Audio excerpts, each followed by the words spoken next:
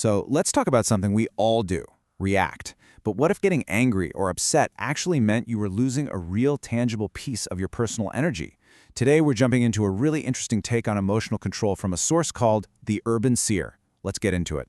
And right off the bat, we get this incredible image. Think about it. An emotional outburst isn't just a feeling. It's like a chemical reaction. Just like an Alka-Seltzer tablet fizzing away in a glass of water, when you react with anger, you are giving off your vital psychic energy. And the person who set you off, well, they literally walk away with a piece of you. So this whole idea is what we're going to call the Alka-Seltzer reaction. It's really the core metaphor for understanding the problem as this source sees it, a totally involuntary loss of your own power.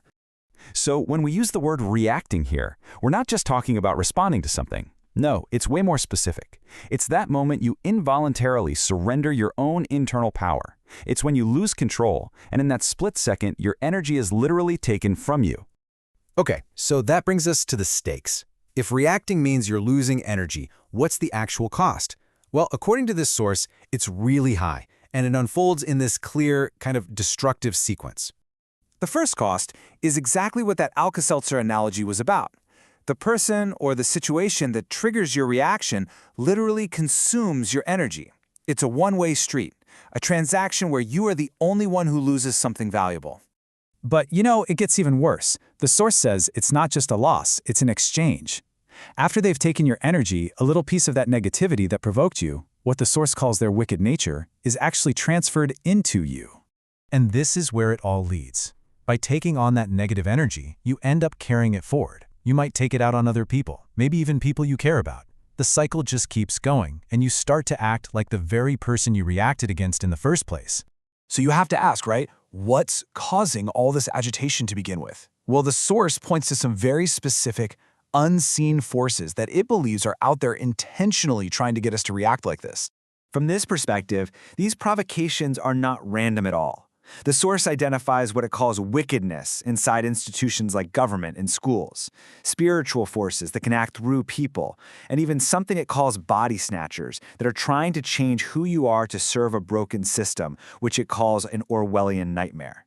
The simple umbrella term for all of this? Evil. This quote really drives home just how intense this worldview is. The idea is that the whole point of these external forces is to make you react, to get inside your head, and to fundamentally change who you are, so you'll just comply with this bigger negative system. Okay, so when you're faced with a force that feels that overwhelming, how are you supposed to respond without reacting and losing your power? The source gives us this amazing metaphor that holds the key, the matador's secret. And this just illustrates the alternative perfectly. Imagine a matador on a bull. If the matador just reacts to the bull's charge, with fear, with panic, with anger, the bull's going to win. It'll kill him. But if the matador masters the situation, if he understands the bull's energy and moves with it, he walks away with grace and power. So, that's the whole point. It's this huge shift in perspective. Real power isn't about matching the bull's aggression. It's found in composure, in skill, and in refusing to give in to that raw, reactive emotion. It's about being stronger than the force you're facing, not by fighting it head-on, but by mastering it. Now, this all sounds great in theory, right? But how do we actually do it? How do we become the matador in our own lives? Well, the source gives us a really clear three-step method for what it calls building your force field. All right, here's the how-to. Step 1 is to meditate. The whole point of this is to become an objective observer of your own thoughts and feelings, which is what creates that protective force field. Step 2, trust your gut, your own inner compass. Never doubt what you know is right. And step 3, the most direct one, never flinch. Just stand your ground and maintain your composure, no matter what they throw at you.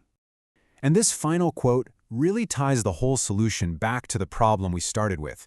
According to the source, this act of not reacting, of just standing firm without flinching, it isn't passive. It's an active, powerful force that can, in its own words, destroy evil. And that leaves us with a really powerful question to think about. When you're faced with all the little daily frustrations, or even major provocations, the instruction is so simple and absolute. Never flinch. The real question is that something we can actually master in our own lives?